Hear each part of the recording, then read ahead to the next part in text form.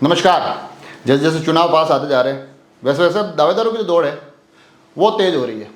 दावेदार लगातार अलग अलग नवाचार कर रहे हैं, अपने तर्कस से ऐसे तीर निकाल रहे हैं जिनके माध्यम से आगे आने वाले विधानसभा चुनाव को साधा जा सके। तो ऐसी ही कुछ हलचल, ऐसी ही कुछ कवायदें कुंभलगढ़ क्षेत्र में देखी जा रही है। और कुंभलगढ़ क्षेत्र के जो दो कांग्रेस के कद्दावर दावेदार हैं वो अलग अलग नवाचार लाए हैं और ऐसी कोशिशें की है कि धरातल पर अपना एक प्रभाव अब युवाओं, महिलाओं के बीच में लेकर जा सके।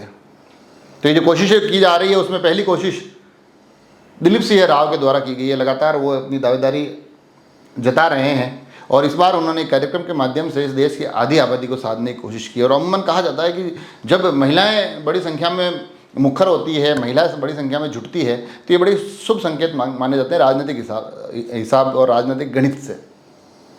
तो उन्होंने एक महिला संवाद समारोह किया अमेठ नगर में।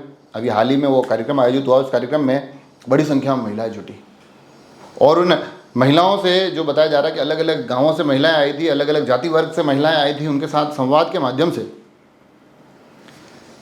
राज्य सरकार की जो योजनाएं हैं इन योजनाओं को महिलाओं तक पहुंचाने की कोशिश की। क्योंकि महिलाओं को आखिर में ऐसी अलग अलग जो तमाम योजनाएं हैं, अभी जो बिल्कुल राहत कैंप चले हैं उनमें जो योजनाएं थी उन महिलाओं तक उसका प्रभाव पहुंचना जरूरी है। तो उन योजनाओं के बारे में बात की गई। साथ ही यह भी कोशिश की गई कि जो इन योजनाओं से अगर वंचित रह गए हैं तो उनको इन योजनाओं से कैसे जोड़ा जाए, ये इस पर भी थोड़ा काम करने की कोशिश की गई। जो ये पूरा पूरा कार्यक्रम हुआ तो जिसमें कि अलग अलग क्षेत्र से, अलग अलग गाँवों से महिलाएं आई।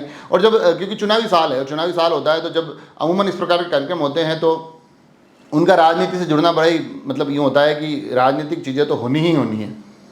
तो यहाँ पर भी बताया जा रहा है कि राजनीतिक रूप से महिलाओं ने न केवल अपने मुद्दों पर खुलकर बात की, उनके क्षेत्र की जो समस्याएं थी उन क्षेत्र की समस्याओं में उन्होंने लंबे समय से चली आ रही है, शिक्षा की बात हो, रोजगार की बात हो, जल, सड़क, नालियाँ, गलियाँ, इन सभी पर बात करने के साथ साथ आगामी आने वाले चुनाव को लेकर बताया जा रहा है कि दिलीप सिंह राव को दावेदार बनाने की भी एक पुरजोर कवायद की, उन्होंने पुरजोर वहाँ आवाज़ उठाई।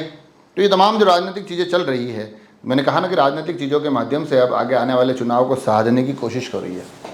और ऐसी ही एक कोशिश इसी विधानसभा के एक दूसरे कांग्रेस के दावेदार के माध्यम से भी की गई और वो दावेदार का नाम होता है योगेंद्र सिंह परमार। जी हाँ, इनके पिताजी पूर्व में यहाँ से विधायक रह चुके हैं और अब ये लगातार इस क्षेत्र में सक्रिय है। और इन्होंने जो नवाचार किया उसमें उसके केंद्र में युवा है। दिलीप सिंह जी का जो कार्यक्रम था उसके केंद्र में महिलाएं थी, नारी शक्ति थी, तो इनके केंद्र में युवा है। और बताया जा रहा है कि ये अपने जो क्षेत्र के आसपास के कुछ गांव उन्होंने सेलेक्ट किए जिसमें कि उमरवास है, भवानी की पागल है, पीपला, केलवाड़ा, अमेठ, सरदारगढ़, जोर, मूड़ा, इन ग्राम पंचायतों के जो स्काउट के बालक हैं, जो स्काउट के छात्र हैं, उन छात्रों के साथ साथ क्षेत्र में जो आरएस और आईएएस की तैयारी कर रहे हैं, जो इन प्रतियोगी परीक्षाओं की तैयारियां कर रहे हैं, उन बालकों को पीसीसी सदस्य योगेंद्र सिंह परमार, पीसीसी सचिव, ये अपने साथ जयपुर लेकर गए और जयपुर में इन्होंने इन तमाम युवाओं को राजस्थान की विधानसभा दिखाई।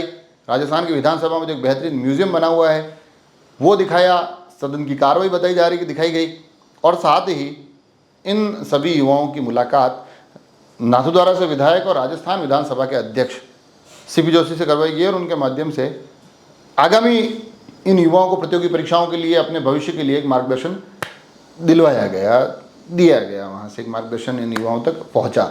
तो ये जो चुनाव की तमाम कवायदें हो रही है, अलग अलग चुनावी चेहरे वो अपनी कोशिश कर रहे हैं कि धरातल पर अपना एक प्रभाव जो मैं कह रहा हूँ लोगों तक पहुँचाने की जो कवायदें हो रही है वो अब और भी तेज़ हो गई है अलग अलग क्षेत्रों में। हालांकि हम राजसमंद जिला मुख्यालय की तरफ आए तो यहाँ भारतीय जनता पार्टी के चेहरे बड़े सक्रिय दिखते हैं।